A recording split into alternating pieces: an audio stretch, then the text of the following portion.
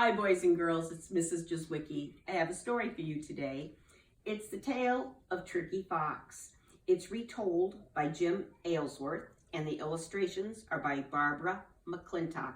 Jim Aylesworth actually visited our school many years ago. He was a teacher and lived in Chicago and became an author. Once upon a time, began the kindly teacher, in woods that aren't so very far away. Tricky Fox was bragging to Brother Fox. "Why, stealing chicken's too easy," said Tricky Fox. "I'm going to get me a fat pig." "Well, I'll eat my hat if you do," said Brother Fox. "Oh, there ain't no fox in this whole wide woods that can carry a fat pig." "Well, I could," said Tricky Fox. "If I was to fool a human into putting one into a sack for me, I could. I'll show you." And Tricky Fox, he picked up his sack and he ran off into the woods. Tricky Fox ran and he ran and he kept on running until just before it started getting dark. And then he stopped and he picked up a little piece of log and he put it in his sack.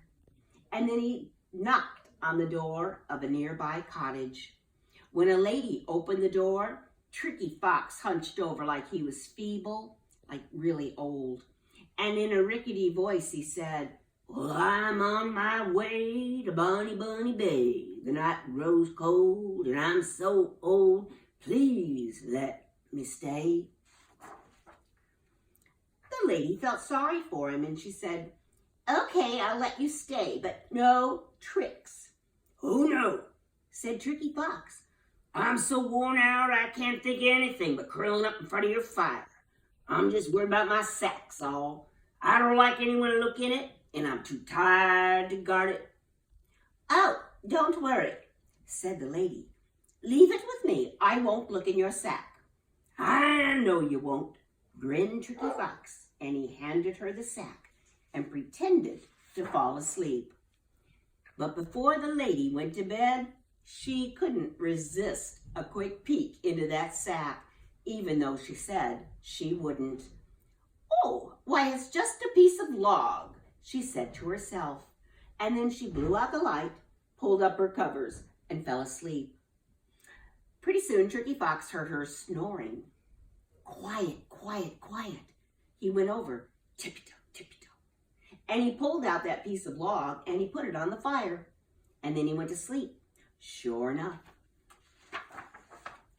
In the morning, Tricky Fox held up his empty sack and he said, "Why, what's happened to my loaf of bread?" You didn't have a..." the lady began to say. And then she stopped herself, remembering that she wasn't supposed to know what was in the sack. I don't rightly know," she said, too embarrassed to admit the truth. Must have been the mice. I'll give you a loaf of mine." And she opened up her bread box and put a loaf of her bread into Tricky Fox's sack. "Why, thank you very kindly," said Tricky Fox. And he took that sack and he ran off into the woods. And as he ran, he sang this sassy song. "Well, I'm so clever, tee-hee-hee. Trick, trick, tricky, yes sirree. Snap your fingers, slap your knee. Human folks ain't smart like me." All day long, Tricky Fox, he hung out in the woods until just before it started getting dark again. And then he knocked at the door of another nearby cottage. A lady opened the door and Tricky Fox hunched over and in a rickety voice he said, "I'm on my way to Bunny Bunny Bay. The night grows cold and I'm so old. Please let me stay." Well, this lady felt sorry for him too, and she said, "Okay, I'll let you stay, but no tricks." "Oh no, I'm just worried about my sack's all. I don't like for anyone to look in it, and I'm too tired to guard it." "Don't worry," said the lady. "You just leave it with me. I won't look in it." But even so, this lady couldn't resist a quick peek into that sack either. "Why, it's just a loaf of bread," she said to herself, and she went to sleep. And when Tricky Fox heard her snoring, Quiet, quiet, quiet. He went over, tippy-toe, tippy-toe, tippy-toe. And he took out his loaf of bread and he gobbled it down, the whole thing. And then he went to sleep. Sure enough. The next morning, Turkey Fox held up his empty sack and he said, "What's happened to my chicken?" You didn't have a..." the lady began. And then she stopped herself, remembering she wasn't supposed to know what was in that sack. I don't rightly know," said the lady, too embarrassed to admit the truth. It must have flown out the window. I'll give you one of mine." And she took that sack and she headed out to her hen house. And when she was gone, Turkey Fox, he danced around and he laughed and he sang that sassy song. "Well, I'm so clever, tee-hee-hee, trick, trick, tricky, yes siree, slap your fingers, slap your knee, human folks ain't smart like me." And when she came back, Turkey Fox took the sack and he ran off with it. All day long, Turkey Fox hung out in the woods until just before it started getting dark again. And then he knocked on the door of another nearby cottage. A lady came to the door and Turkey Fox hunched over and in a rickety voice he said, "Well, I'm on my way to Bonnie Boney Bay. The night grows cold and I'm so old. Please let me stay." This lady felt sorry for him too, and she said, "Okay, I'll let you stay, but no tricks." "Oh no, I'm just worried about my sack's all. I don't like anyone to look in it, and I'm too tired to guard it." "Oh, don't worry," said the lady. "Just leave it with me. I won't look in it." But this lady couldn't resist a little peek either. "Oh, why, it's just a chicken," she said to herself, and she went to sleep. And just as it had happened before, when Turkey Fox heard her snoring, he went, "Quiet, quiet, quiet, tippy-toe, tippy-toe." And he took that chicken and he let it loose. In the morning, Turkey Fox held up his sack and he said, "What's happened to my pig?" "You didn't have a..." the lady began to say, and then she stopped herself, remembering that she wasn't supposed to know what was in that sack. I don't rightly know," she said, too embarrassed to admit the truth. "It must have slipped out the door. I'll give you one of mine." And she took Turkey Fox's sack and she headed out to her pig pen. And when she was gone, Turkey Fox danced around and he laughed and he laughed and he sang his sassy song.